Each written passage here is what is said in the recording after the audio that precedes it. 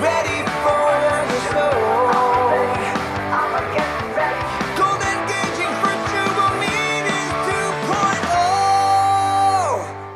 Happy Friday! You have made it to another Friday, and I'm excited that we have another amazing guest. So definitely been making the rounds. And again, one more time, thank you for all the people who gave me feedback on again, we're going to rename this to the Engaging Virtual Meetings podcast. I'm going to remove the word interview. In fact, even though mostly I do interviews on here. Again, thank you for the feedback on the images. I'm about to release the results. They're going to come out this weekend.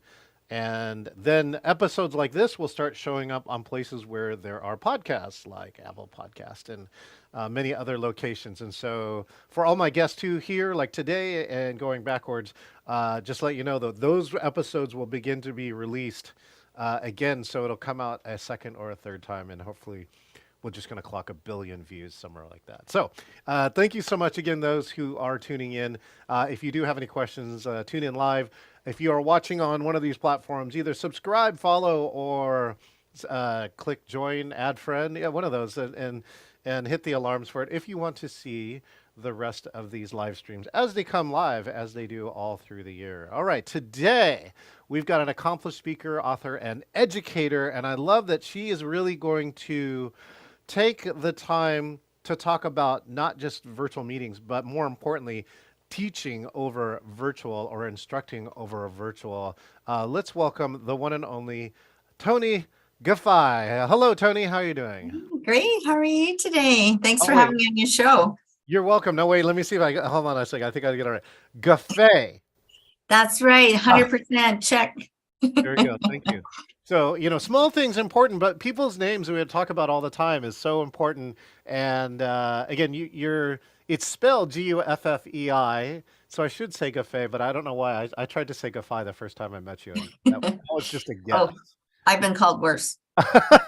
Yeah, it's like my mail that I get, right? As a Chen, I've been a Chang, a Chung, a Chue, all right, and a Smith. So I've been all those. And actually, I got a text today from a political person, and as much as I like this political person, the text started off with Elizabeth, comma. And I'm like, you lost me right there. Why personalize a text and get it wrong? Now I do know you're just a robot, and you're just a mail merge, even though it's a text. And Yeah, somebody was just cut and paste. And I'm like, oh, whoops, I forgot to eliminate the salutation. oh man, I don't know how they got my number and the name Elizabeth, but that's for another episode. Okay.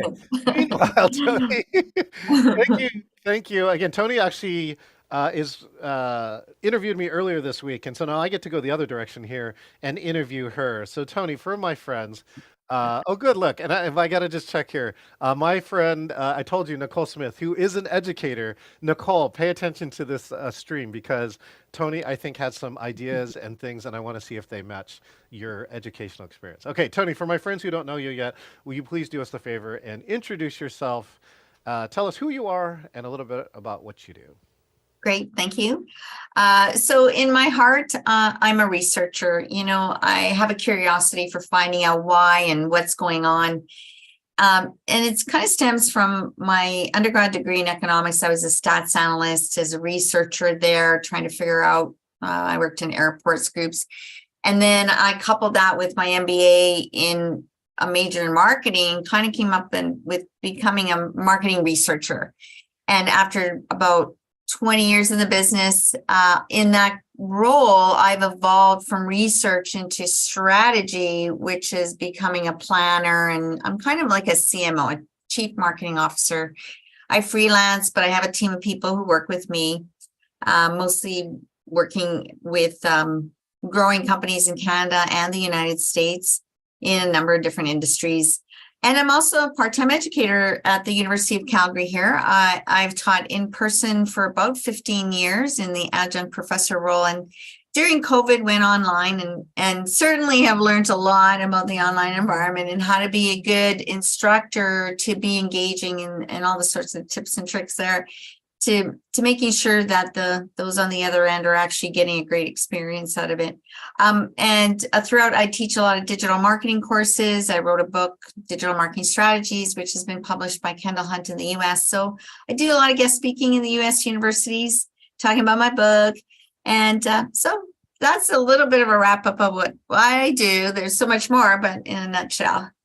Well, thank you so much for that, Tony. You know, one of the questions that I have, especially for some of the business owners, I mean, it sounds like you do for-profit work, but you do spend some of your time educating. So I'm kind of curious, why do you choose to spend some of your time educating?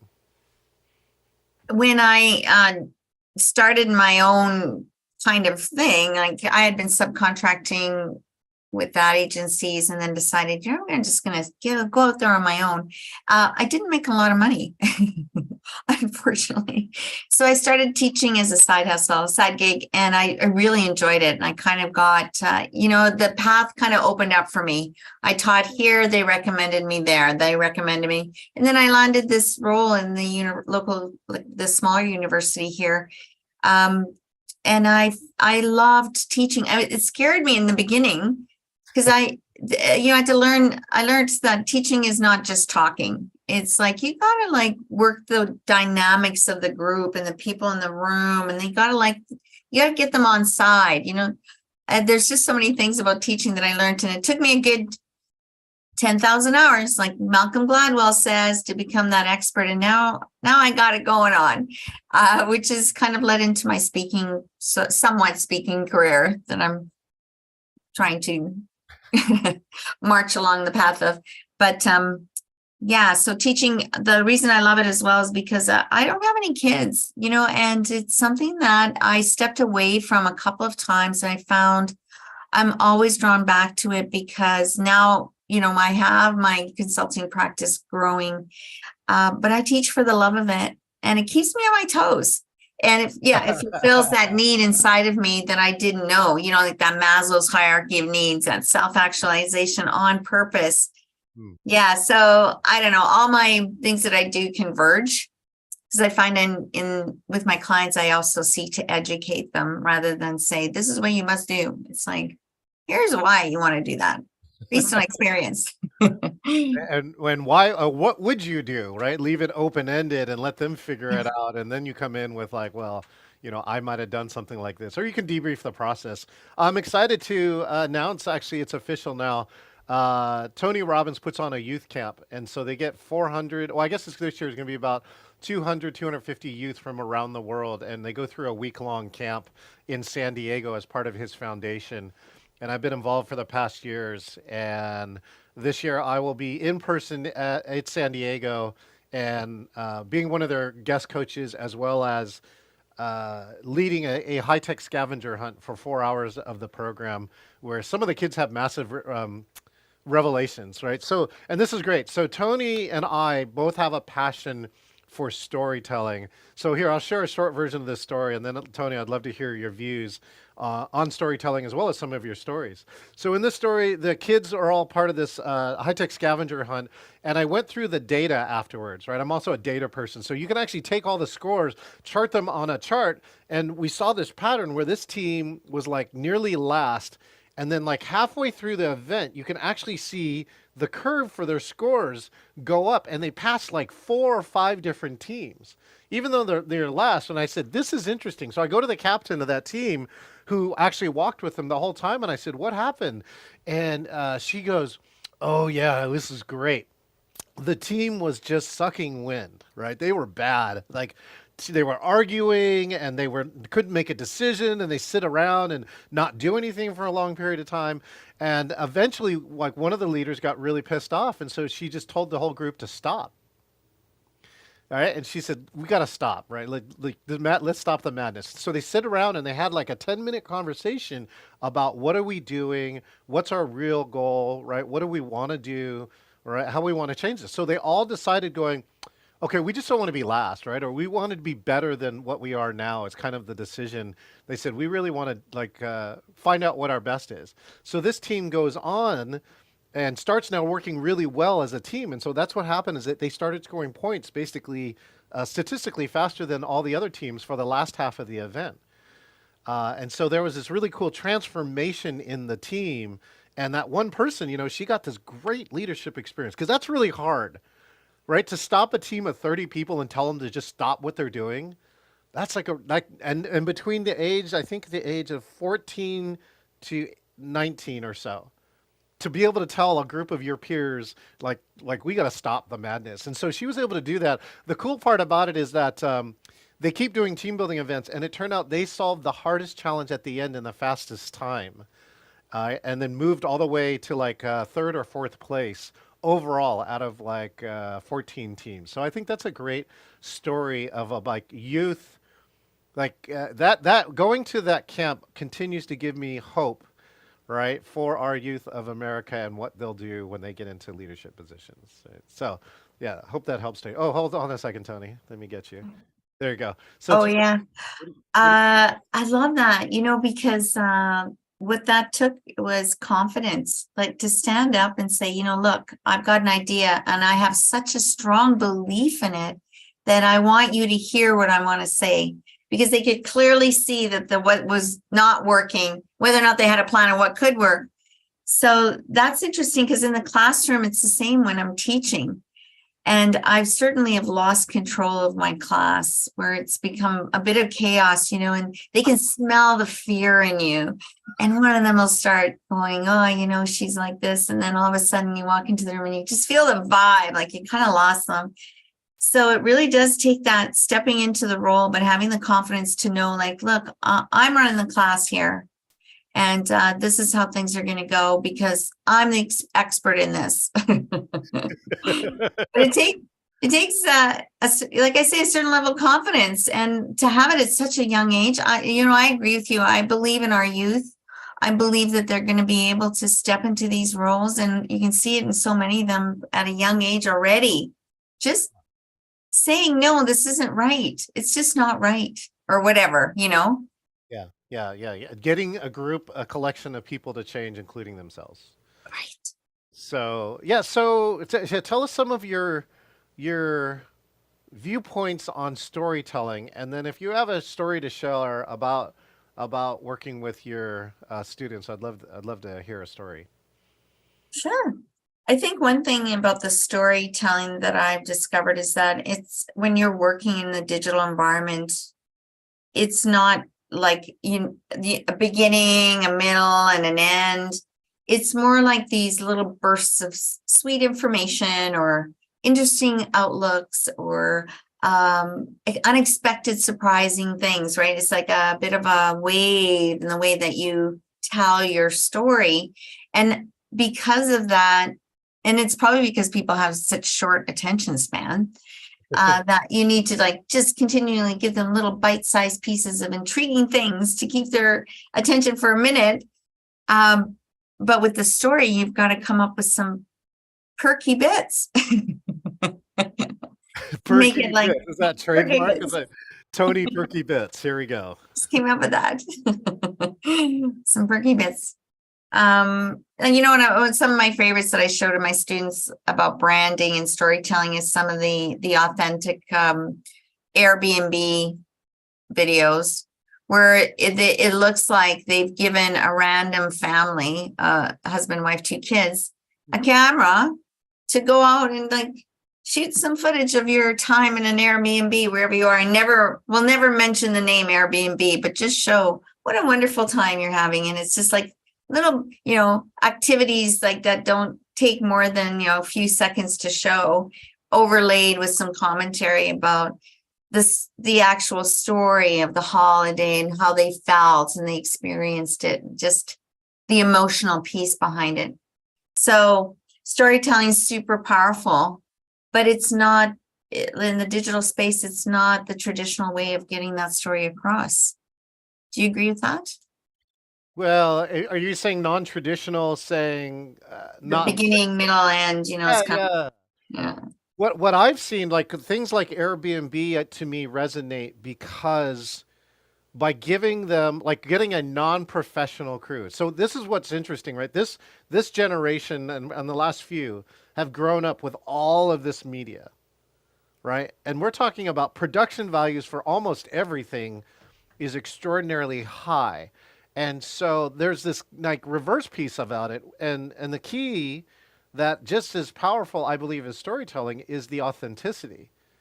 That if that family actually really shot that footage and didn't stage it, right? If it gives you at least that feeling, then Yes. then that's the authenticity of it, and that resonates more. Saying, "Oh, I could see myself having that much fun," as opposed to that's a model that's never going to happen, and when I actually go here, it looks like this, right? Yes. Yeah, you bring up a good point that I was in a webinar recently, and I can't remember. It was talking about social media today, now that COVID, like what's transpired over this change. There's been a shift in social media, and what TikTok particularly has brought about is this sense of a more natural style. They're saying brands are moving away from that aspirational and more to authenticity. We want to see the real bits. We don't want the super polished professional bit, you Yeah. know? Yeah. Yeah, that's why things like so like here's a phenomenon. There's a guy named Sweetbox, and he's been making all these very funny Zoom videos where he's like zooming on a motorcycle, on a water slide, in a boxing ring, right? And so there's all these funny things because he took the context of the pandemic, a Zoom call, and did the most ridiculous things with it. And now he's clocked like over, I guess, a million or a billion views. He got a gold YouTube plaque, which is like a big deal, which means that he can basically make enough money making his videos because he's clocking ad revenue. Wow. And they don't have to be long too. In fact, the shorter is better. Like conveying a lot of information in a short amount of time now is also what most people expect, even us. But I think the younger generations, to this date, can consume so much information that if you don't immediately grab somebody, they're like, they have so many choices. I'm out. Now, what about AI?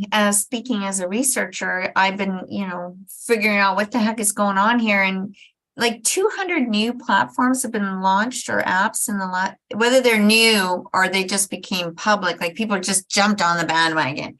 And it's like, oh, this is so overwhelming, but it's going to impact virtual meetings. To me, Yeah. there's going to be some new things. Have you been investigating any of that? I've been looking a little bit into it too. Yeah, I have an entrepreneurs organization group that I'm in, and as you can already tell, there's a lot of people who are now trying to say how to figure out how to make money at this, right? Because if you do that, then you can invest a lot of time with it. So ChatGPT will go down, regardless of how good or bad or whatever parts you want to say with it. It will be landmark because it really got non-AI people to look at AI, right? So we have all these landmark events, right? Right. Nobody really looked at electricity too closely until like someone made a light, right?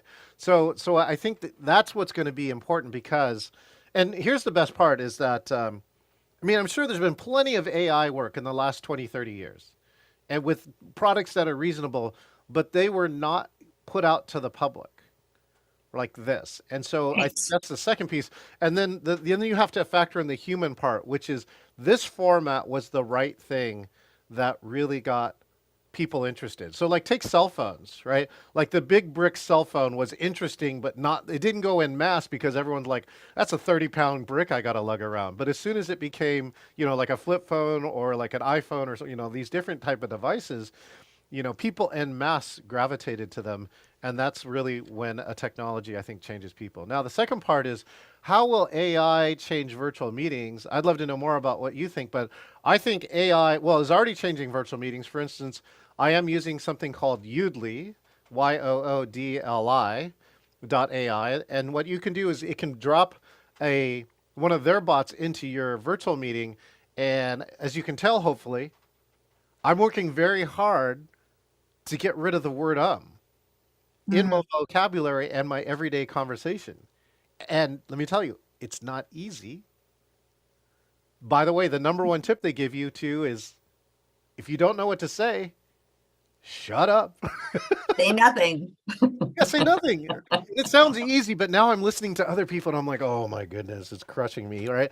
And so I actually got to move from sixth, right, from number one position to sixth place because of AI giving me feedback. So that's where I think AI can help us is that AI, because now we're on a technological environment, all right, you already have a camera, you already have a mic, so you have a whole bunch of these things that you can use AI, right? Ideally, I hope to make our lives better. The other things we thought about were when AI can start to give you a sense of like your class because it's watching the gallery view, for instance, of your class. And now it could tell you things like they're angry, they're sad, they're bored, they're happy, they're elated. And I have a friend who showed me the technology. He actually has a company that has a piece of this because it also runs for like things like trade show booths. So they set up 2 cameras around a trade show booth and they go back and give you analytics about how your trade show booth did in terms Oh, yeah, right. of engaging people. So there's a lot of cool things that AI can do. And of course, right, something, I'm sure bad things are going to happen here too, just because we're humans. That's what we're going to do with technology. I know. The thing about AI, like you're saying about the phone, it's like we don't have a choice here. It's like, here you go, people, do with it what you will. And so yeah, there's that room for maybe bad things happening, but I have faith in humanity, hopefully. But so when I was looking at some of the things, and there's already some of these tools that are out there, like you say, some of these things have been around, they're just flooding the market. Automatically generating captions, generating AI meeting notes, Yes. automatically sending those notes and indexing your meetings, Yes. create searchable indexed content, build a wiki of all your meetings. So these are like AI tools that are out there, enable collaboration. Now, Tony, when you Yeah. go back and click on that link for the video I gave you in the Zoom cloud, there's a section in there, if you look, and it says it's somehow another auto-marked highlights. So you could go back and look at it. It also has a searchable transcript, which Yeah, I saw that. yeah, that's a. So you could search for the word, like classroom or something. It'll go to the first and next occurrence of that word. And they have a way to do highlights, which says you can go to the video too and say, just watch the highlights. So the AI is trying to pick that out. I don't know how good it is, by the way. I can't vouch for the future yet, but I've been watching it and I'm trying to see, wouldn't it be cool to watch a 60-minute meeting and only have to watch 12 minutes of it to get the right points? Yeah, right. Now, what does this mean though? Now, have you had any kid try to submit anything chat GPT or whatever AI generated as work? Because that's a big issue in academia. Yes, I know. It's a conundrum. That is another issue, right? Like, how do we prevent plagiarism? And they're trying to come up with ways. And I've seen a university in the States, they've gone back to pen and paper and exams just to avoid the issue in the moment. But then they're trying to come up with AI tools that can detect if work is AI related. I don't know how far that's going to come along, but I want to encourage my students to learn how to use the AI tools instead of bucking the trend and or using it straight for itself. It's like Wikipedia. I tell them you can't use Wikipedia to cite as your research. You need to go to the original source. And it's kind of like artificial intelligence. ChatGPT can give you a great blog about, I don't know, luxury items, but you still need to go in there and I've been doing some of these, trying it out. I mean, some of it's well written, some of it's not, some of it's like inaccurate. Like you still need to add that authentic part that, represents a brand, but also has a brand voice, but in its accuracy as well in terms of what you're trying to say. Yeah. Yeah, the accuracy piece, I think that's key. I just want to say hi to Natty, Veronica, Faye, and of course the one and only Joe Welch. We got a lot of live stream traction today. So thank you all. And if you have any questions too, use of AI, teaching in academia. Let's go back to that, Tony. What are some of the things that you really learned about teaching, especially teaching over virtual? I'd love to hear like some of your core principles, or if you have, a travesty that happened once that you feel like you can share. I would love to hear either one of those.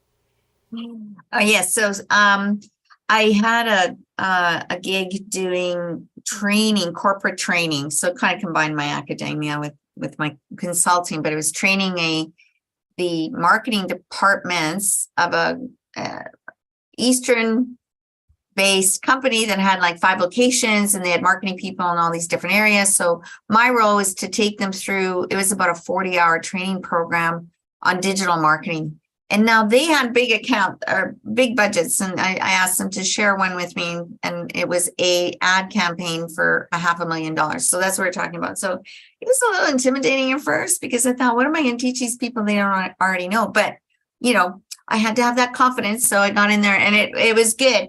But I did learn a few things from that experience that I incorporated over the time, because I had to break it up consistently so that it wasn't me talking for big lengths of time. So I would do my 20-20-20 rule. So speak for 20 minutes, we do a breakout for 20, and then we come back and discuss as a group. And I found that kept them engaged. Rather than doing, like, I would do an initial poll, but, these are people who are in upper management, and, I wanted to kind of not make it like it was like a total game, but I wanted to make it engaging for them.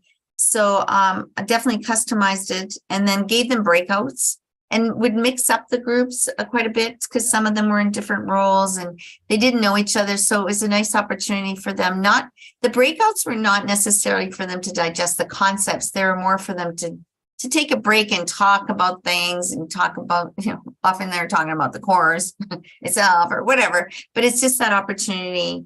So it turned out really well in the long run. And every time that I completed the sessions, I would do a multiple choice quiz, to kind of recap and keep the learning as fresh as possible in their mind, plus some other reading materials afterwards. So that worked out really well. But I have, yeah. If you don't mind, I want to go back to your 20-20-20. And you said it was talk, breakout, discuss. Is that what I heard? Yeah. So 20-minute lecture, or talk about a concept, give examples, or a video even. And then a breakout, like talk amongst yourselves. Dyads are great, and mixing up students so they're not just talking to their regular old friends. Yeah. And then the discussion, or sometimes we take a break. Okay. It depends. So 20-20-20. So that's 1 hour. Yeah, no, I like that 20-20-20. Have you heard of John Medina's work? No, tell me. John Medina's from here in Washington, the UW, and he had a very big book that went, was that Brain Rules, right? Which is talking about how we learn. And he says that somewhere in that 10 to 20 minute range, you got to take a break or do something different. You need to engage. And so that really, I just want to back up what you experienced in that 20-20-20. Every time you change it up, you get an engagement point, because now people know it's going to be different. In fact, actually, Toni, I'll share one of these things. Like, Toni, you said you're speaking now. Have you ever spoken on a panel? Yes. Oh, yeah. So I had a friend, he's like, he said, I hate panels, right? But he had to be on one, or he had to moderate one. So he was thinking about it, and he developed something he called the unpanel. And the unpanel said, well, what are the worst parts about a panel? When somebody pontificates, right? Just goes on and on and on, right? You don't really get to hear. So in his unpanel, any person could answer any question, but they only had a minute. That's perfect. And it actually turned out to be, I've done it myself too. So I borrowed this format, and especially the audience was all Microsoft alumni. So these are all really well-educated, super smart, fast-thinking people. And what they loved, they came back afterwards. They said, we answered 43 questions in 30 minutes. Because after we got attuned to it, some of the panelists could now figure out they could fit all their best information in 30 seconds. Oh, good. And the audience said they loved it too. And they said if somebody asked a question they didn't care about, they knew it was less than a minute to get to the next thing. And they said the second thing is that all the speakers said all the best things, knew that they need to say the best things in the first 30 seconds, because otherwise they're going to get cut off. So that is great. I love that. So those are some great pieces, but I just wanted to share in that 20-20-20, at least from my side, why I think it works. Nice. Yeah. Okay. What else? You had something else to share. Oh yeah, just about managing the dynamics in the online environment. What I found was the biggest challenge was multitasking. I mean, I do it myself. When I've been in long meetings, sometimes I have like a little video in the background on my phone, or right there. If I have to be in a meeting, but I'm not really present. I always say, I'm always present. That's my gift to you. You see that play on words? Uh, So I try to encourage people to be present, but it's challenging, and I get it. So to overcome the fact that I know that they're multitasking, I do a handout exercise. It's so they don't have to pull out a piece of paper and do it. It's like, okay, I'm going to put a handout in the chat, download it, and I want you to fill in these 5 to 10 things, and then we're going to talk about that. So they have to literally stop what they're doing and work on something, not just a breakout, but actually focus on the energy or the topic at hand. Yeah, I think all those things are there. I think in that multitasking part too, right? It is a reality, and you can structure the program so it is not that way. Like, one of the things that I've given to people is just let them know if, like, we're in a work meeting and somebody's multitasking, I say, look, I'll do my best to make this meeting shorter if you just stay present during the time. At least you're meeting with me. You can slack off in any other meeting you want, just not the ones I'm in. And Tony, that's part of this, like, own the room. So as an instructor, facilitator, teacher, or whatever, I still think there's this whole piece that nobody's really talked about enough, which is that you got to own the room, right? Like you said, when you lose control of the classroom, right, the kids smell fear and then they'll jump on it. They turn on you. Yeah. And so, and right, like most audiences too, even all the way to execs and all these other places, if you assert yourself while you're in charge, right, I think that people, for the most part, pay attention to that. All right. Let me ask. I have a story too. But what's the most challenging teaching or speaking situation you've ever been in, if I could ask? Oh gosh, there's nothing that really challenges me in more recent times. I just go back to when I did my MBA, like I was petrified of talking in front of people. I'm not kidding you. Really? And I went to, yeah, I know. I'd had like a traumatic experience somewhere along the way where I felt, talking in front of somebody really, I had a high level of fear. So I went to Toastmasters. Yay. And I did those Toastmaster, the first level, but Yeah. it wasn't until I started teaching as an adjunct professor that I literally got over the fear of it. I would feel like sick to my stomach. I was so scared of my students. And then I realized they're not even listening to me half the time. Yeah, I mean, So there's nothing to be scared of. Like I can do all sorts of things, but I really feel like over the years, I've really stepped into telling more stories, and if it makes a difference, it makes it more entertaining for me because I get to tell my stories to someone, and it gives a break in the lecturing part and kind of gives things context and perspective. So if anything, I'm still learning how to tell good stories. I think being in improv, I'm really tempted to go and try improv just to see if I don't know if I could do it. I'm a big advocate of improv. I think that, like, I've been working on improv skills, and I use them as a speaker, facilitator, and as an MC all the time. I did. I don't know if you know, there was a show here in Seattle called Almost Live, and it was like Seattle's version of Saturday Night Live. They did all local jokes, and so I actually took an improv class from one of the people that was on that show, Toni Guffei, and I actually thought it was one of the best things I've done in my career. And I tell people, take at least one improv class, because here's the key piece for improv: the harder you try, the worse it gets. Toni. Yeah, you got to be present. Yes. Yeah. Right?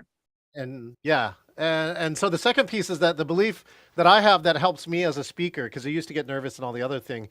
If you really go back to it, nobody wants a bad speaker. Nobody, right? Like they're actually cheering for you, because otherwise they got to sit and suffer if you're like one of those bad speakers. What's one of your favorite stories that you like to tell? If you don't mind, I don't know if you have a story that you might be able to share, either about yourself or like something like you do in class. Oh, I have so many stories. One of my sayings to my students is always like, how you do anything is how you do everything. You know what I'm talking about, right? And for many of them, they've never heard that before, and it takes them a while to figure it out. But I do tell the story of when I started my career and how I have a degree in economics, and I was so bold. I was like, promoting myself and trying really hard to get a job, to get ahead. And I just wasn't making it. So of course I became a bartender because I'd worked in hospitality for so long.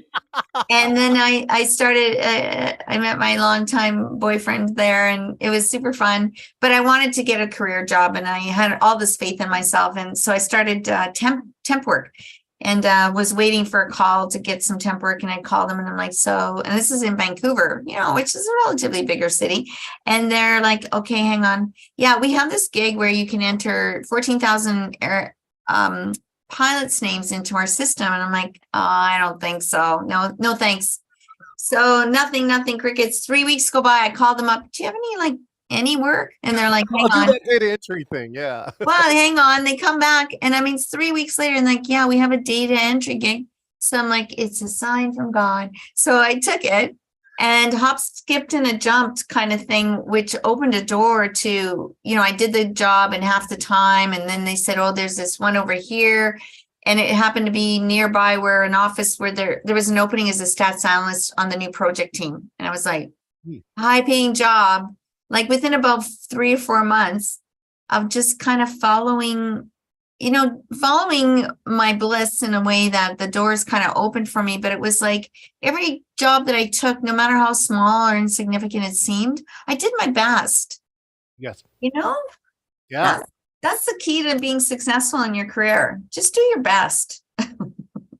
Well, I love that. And if you don't mind, I think storytellers are a little bit like jazz musicians. Like we got to riff off each other a little bit. And if you don't mind, here are some suggestions for riffing.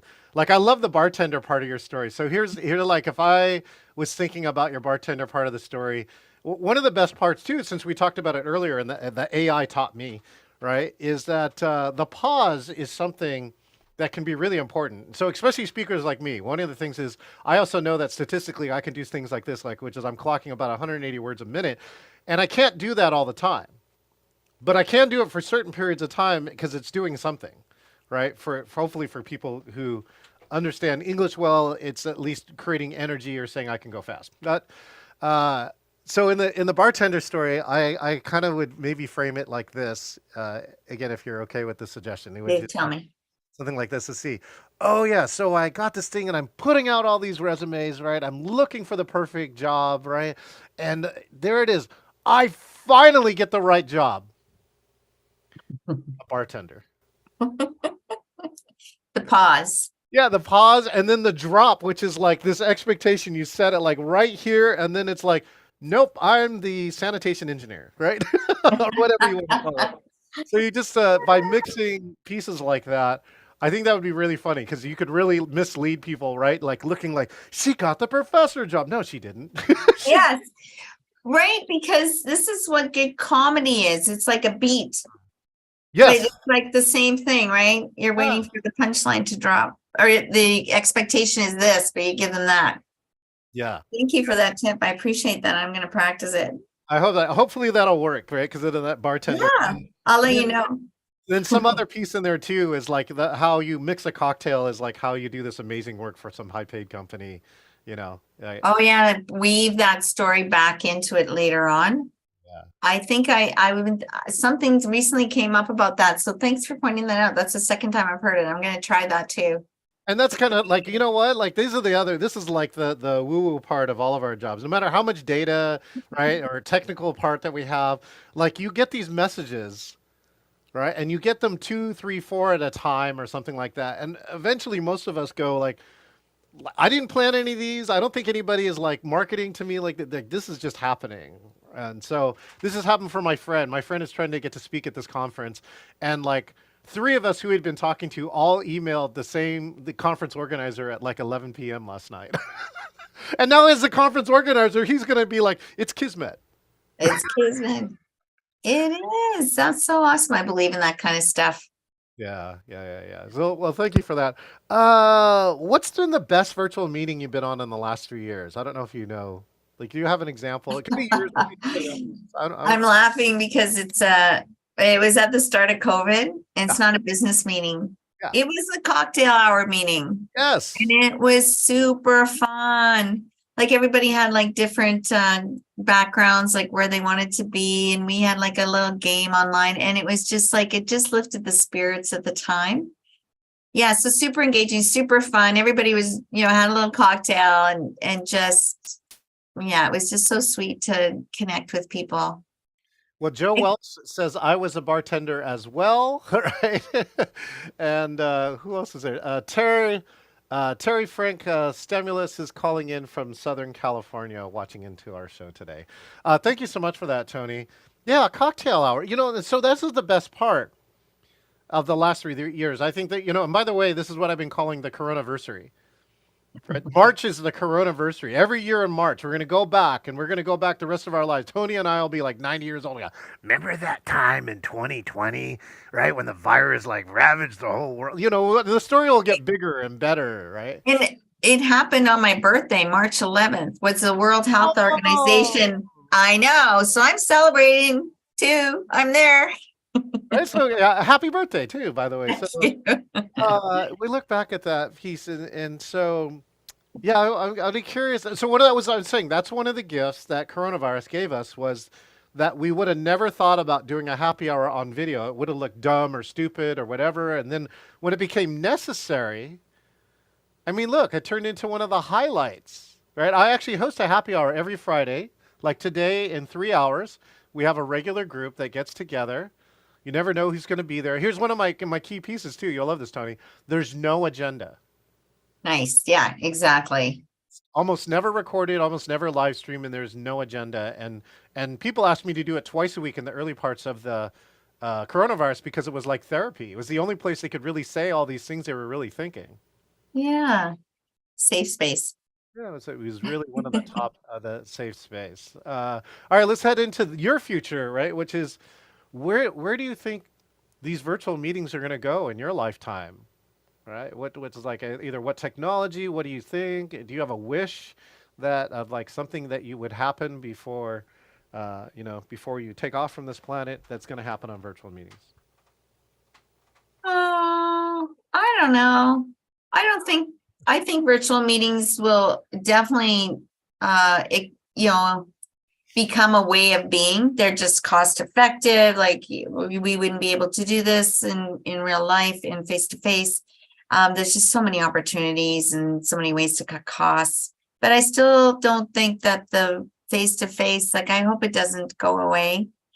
And the future, I don't know, like eventually, what if we're like a Holocaust? Like you could have the person show up in like as a hologram in your space. I don't know what's going to happen.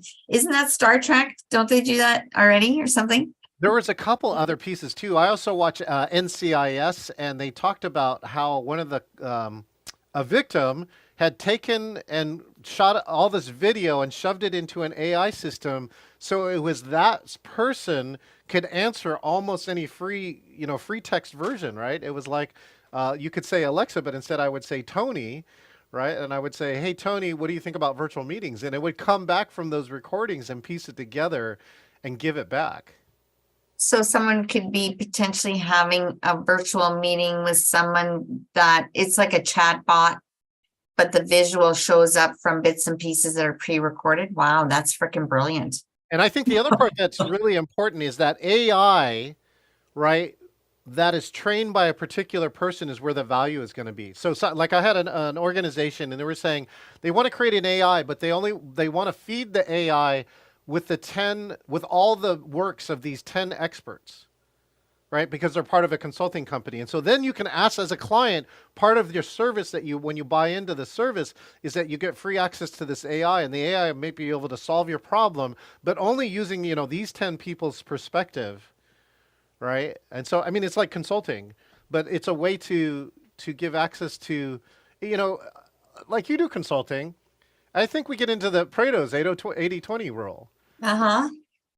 20% of the clients have the same 80% of the problems, right? Or 80% of the clients have the same 20% of the problems, so that we are giving the same advice over and over. And so that's where an AI, like if you taught it, I think could be really valuable. Yeah, there's a term for it. It's called roundup. In Roundup? digital marketing ads, you get a roundup, which is like, the typical one would be Letterman's top 10, a roundup of the best of something, right? So you could virtually create roundups that are customized to solve a problem. He said Roundup, and I'm like, weed killer.